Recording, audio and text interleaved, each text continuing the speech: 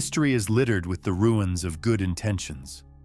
The virtuous leader overthrown by ruthless rivals, the honest business person bankrupted by unscrupulous competitors, the principled politician outmaneuvered by pragmatic opponents, the ethical person exploited by those unburdened by moral constraints. This pattern repeats with such consistency that it cannot be dismissed as mere coincidence. There seems to be a fundamental tension between being good and being effective, a tension that conventional wisdom either ignores or dismisses with platitudes about virtue, eventually triumphing. But what if this tension isn't accidental? What if goodness itself, as conventionally understood, contains inherent vulnerabilities that make failure more likely in a world where others don't share your moral constraints? Niccolò Machiavelli, the 16th century Florentine philosopher and political advisor, peered unflinchingly into this uncomfortable reality. His conclusions, laid out in The Prince and Discourses on Livy, have disturbed readers for 5 centuries, not because they're false, but because they're true in ways we desperately wish they weren't. Machiavelli's context. To understand Machiavelli's critique of conventional virtue, we must first recognize the historical context in which he wrote. Renaissance Italy was a landscape of warring city-states, foreign invasions, political intrigue, and constant power struggles. Machiavelli served the Florentine Republic as a diplomat and military organizer until the Medici family regained control of Florence in 1512, ending his political career and eventually leading to his arrest and torture on suspicion of conspiracy. This wasn't abstract philosophy for Machiavelli, it was lived experience. He had witnessed firsthand how political leaders who adhered to conventional Christian virtue often failed catastrophically, leaving their citizens vulnerable to exploitation, conquest, or tyranny.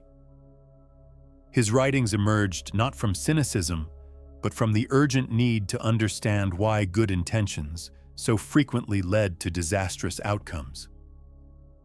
Crucial to understanding Machiavelli is distinguishing between what he called virtù and what his contemporaries understood as virtue. Christian virtue in Renaissance Italy emphasized humility, mercy, faith, and piety. Machiavellian virtù, by contrast, referred to the capacity for effective action regardless of conventional moral constraints, the ability to respond appropriately to changing circumstances rather than adhering rigidly to predetermined moral rules. I say that every prince must desire to be considered merciful and not cruel, Machiavelli wrote in The Prince. Nevertheless, he must take care not to misuse this mercy. This isn't rejection of mercy as a value, but recognition that its unconstrained application creates vulnerabilities that others will exploit. Virtù requires understanding when mercy serves your objectives and when it undermines them. This distinction helps explain why Machiavelli remains so unsettling even today. He wasn't arguing that we should abandon values entirely. Rather, he suggested that effectiveness requires a more sophisticated relationship with values than simply adhering to them regardless of consequences. The fact is that a man who wants to act virtuously in every way necessarily comes to grief among so many who are not virtuous, he observed. This isn't cynicism. It's a clear-eyed assessment of what happens when those with different moral constraints compete for power. The 3 traps of conventional virtue. Machiavelli identified several specific ways that conventional approaches to virtue create vulnerabilities that others can and will exploit. Understanding these traps explains why well-intentioned leaders, organizations, and individuals so often fail despite, or because of, their moral commitments. The first trap is predictability. The person committed to consistent virtue becomes predictable in ways that strategic rivals can anticipate and exploit. A prince, therefore, need not necessarily have all the good qualities I mentioned above, but he should certainly appear to have them, Machiavelli wrote. I would even go so far as to say that if he has these qualities and always behaves accordingly, he will find them harmful. If he only appears to have them, they will be useful. This insight reveals something profound about competitive dynamics. When your adherence to principle makes your actions predictable, opponents can develop strategies that turn your virtues into vulnerabilities. The honest negotiator who never bluffs, the merciful leader who always forgives, the loyal ally who never abandons failing partners. Each creates patterns that strategic adversaries can exploit. The second trap is unilateral constraint. The virtuous actor limits their strategic options, while competitors maintain full freedom of action. For how we live is so far removed from how we ought to live, that he who abandons what is done for what ought to be done will rather bring about his own ruin than his preservation, Machiavelli noted. This asymmetry creates systematic disadvantage. Consider how this operates across domains. The business that pays full taxes competes against those using elaborate avoidance schemes. The nation that adheres to international law faces adversaries who ignore such constraints. The individual who maintains strict honesty interacts with those who deploy strategic deception. In each case, one party voluntarily limits their options, while others maintain full tactical flexibility. Want to understand more about navigating effectiveness and ethics? Hit subscribe now. The third trap is reputation vulnerability. Virtue creates expectations that any deviation, even justified, can transform into accusations of hypocrisy. Men judge generally more by the eye than by the hand, because it belongs to everybody to see, to few to feel, Machiavelli observed. Everybody sees what you appear to be, few feel what you are. The leader known for kindness, who must sometimes be harsh. The organization celebrated for transparency that occasionally requires confidentiality. The person known for patience who eventually enforces boundaries. Each faces not just disappointment, but active moral condemnation for deviating from their established virtuous reputation, even when that deviation serves legitimate purposes. Together, these traps create what we might call the virtue paradox. The qualities we most admire in peaceful, cooperative contexts become potentially fatal liabilities in competitive, adversarial ones. The question isn't whether virtue is valuable, it's whether conventional approaches to virtue can survive contact with those who don't share the same constraints. The psychology behind the traps. Machiavelli's insights weren't just practical observations, but reflections of deeper psychological patterns that explain why virtuous actors so often fail to recognize the traps awaiting them. First, virtue often creates moral overconfidence, the belief that ethical correctness guarantees practical success. The way men live is so different from the way they should live, that a ruler who does not do what is generally done, but persists in doing what ought to be done, will undermine his power rather than maintain it, Machiavelli wrote. This overconfidence leads virtuous actors to underestimate both the challenges they face and the adaptations required to overcome them.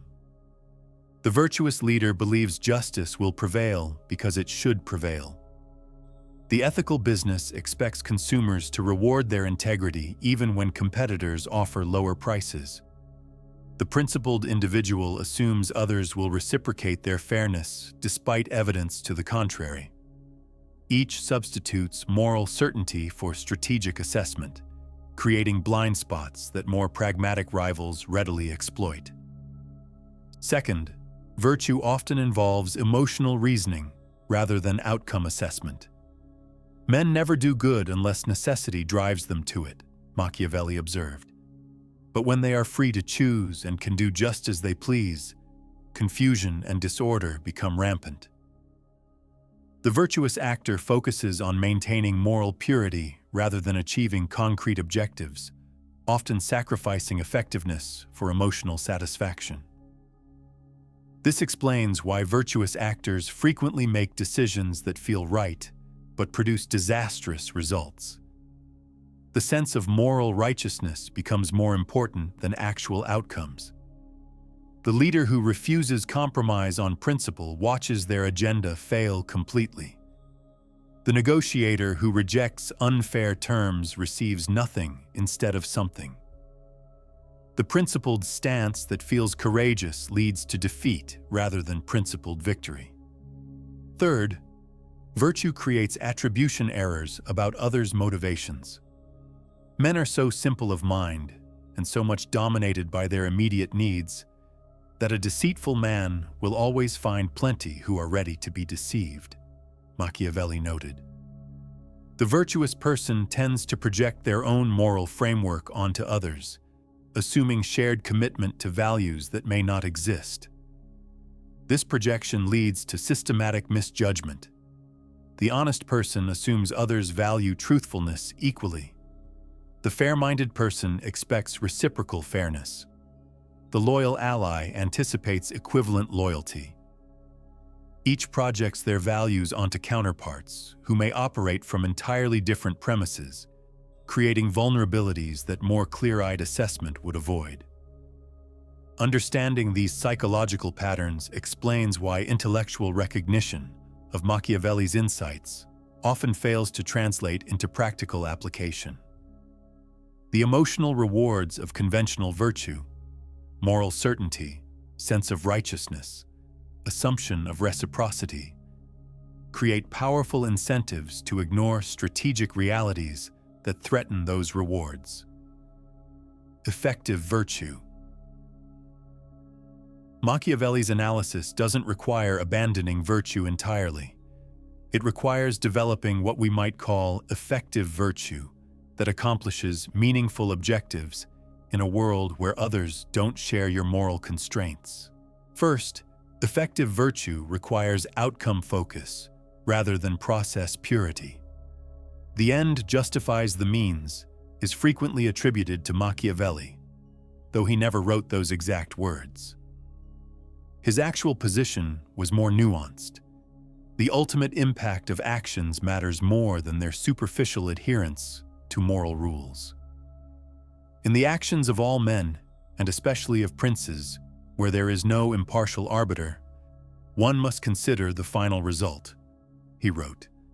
This doesn't mean anything goes, but rather that virtue detached from effectiveness ultimately fails even on its own terms. The leader so committed to peaceful means that they allow violent aggressors to triumph. The business so focused on perfect ethics that they go bankrupt and eliminate their positive impact entirely.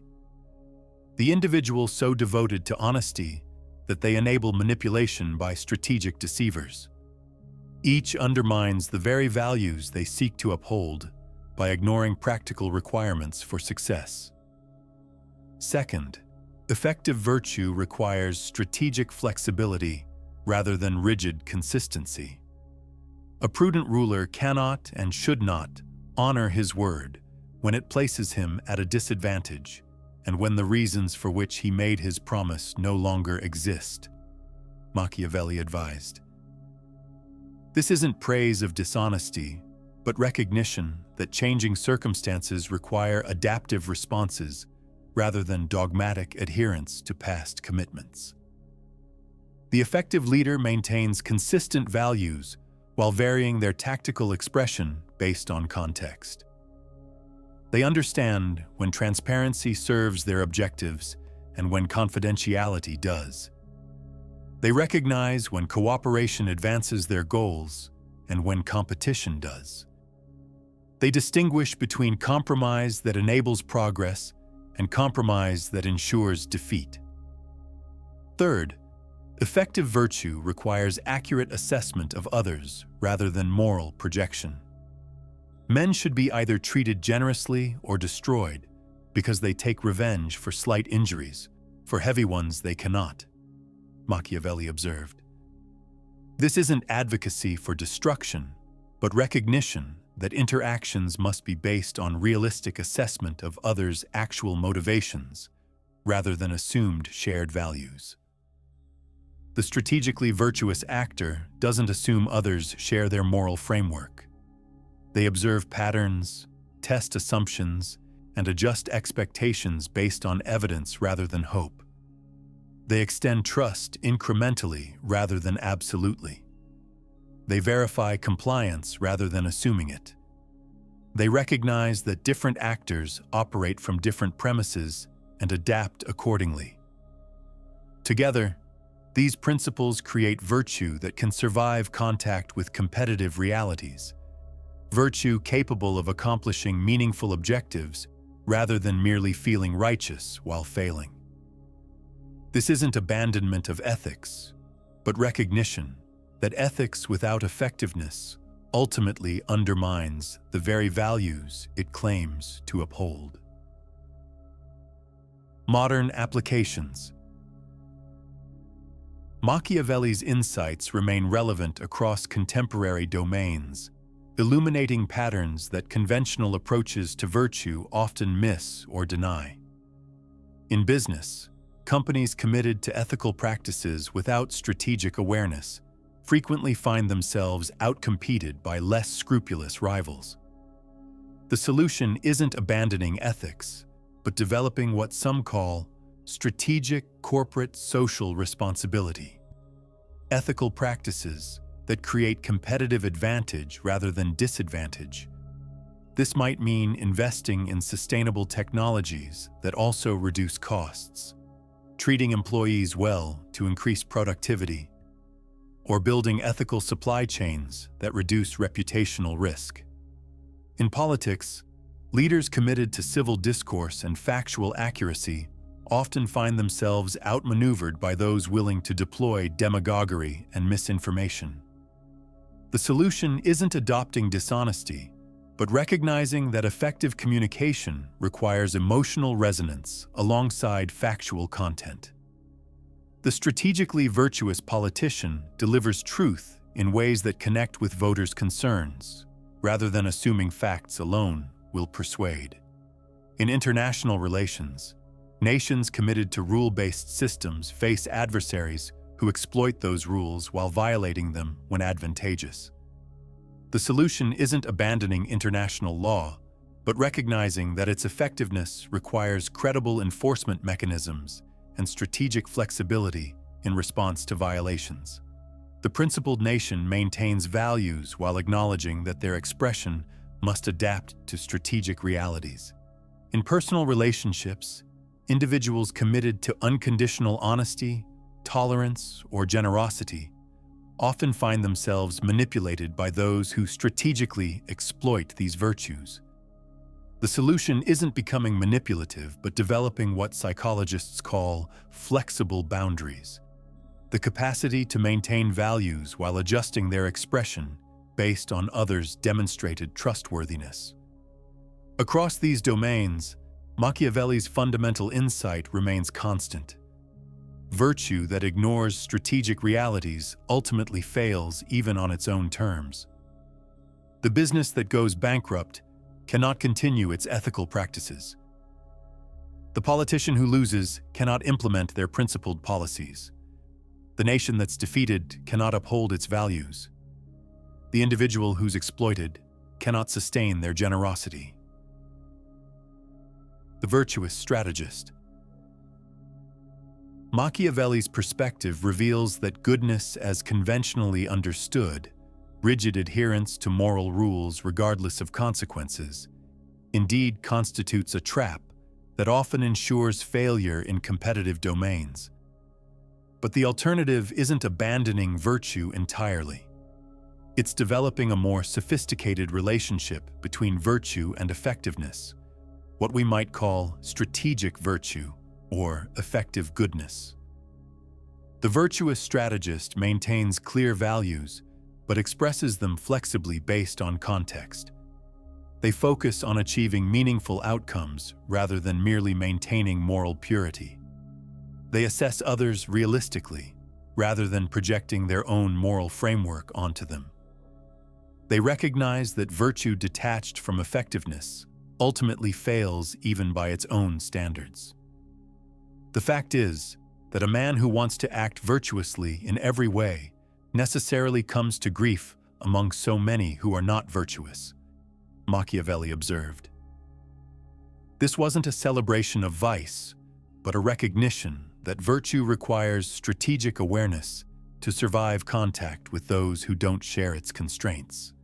Perhaps the most profound implication of Machiavelli's analysis is that true virtue isn't mere compliance with moral rules, but the capacity to achieve meaningful good in a world that often resists it. The leader who maintains power long enough to implement beneficial policies. The business that remains profitable while treating stakeholders ethically. The individual who advances worthy causes without succumbing to exploitation. In each case, effectiveness doesn't oppose virtue, but enables its meaningful expression. As Machiavelli himself noted, where the very safety of the country depends upon the resolution to be taken, no considerations of justice or injustice, humanity or cruelty, nor of glory or of shame should be allowed to prevail. But putting all other considerations aside, the only question should be, what course will save the life and liberty of the country? This isn't moral relativism, but recognition that virtue without practical effectiveness becomes self-defeating. The ultimate measure of goodness isn't how consistently one adheres to moral rules, but how effectively one advances meaningful values in a world where others don't share the same constraints. Machiavelli's genius wasn't in rejecting virtue, but in recognizing its strategic requirements. Requirements that conventional approaches to goodness often ignore or deny. Understanding these requirements doesn't corrupt virtue, but creates the conditions for its meaningful success rather than its noble failure. The choice isn't between being good and being effective. It's between goodness that traps itself in predictable defeat and goodness that masters the strategic realities necessary for meaningful impact. Machiavelli's enduring relevance lies precisely in this distinction, a distinction as crucial today as it was 5 centuries ago.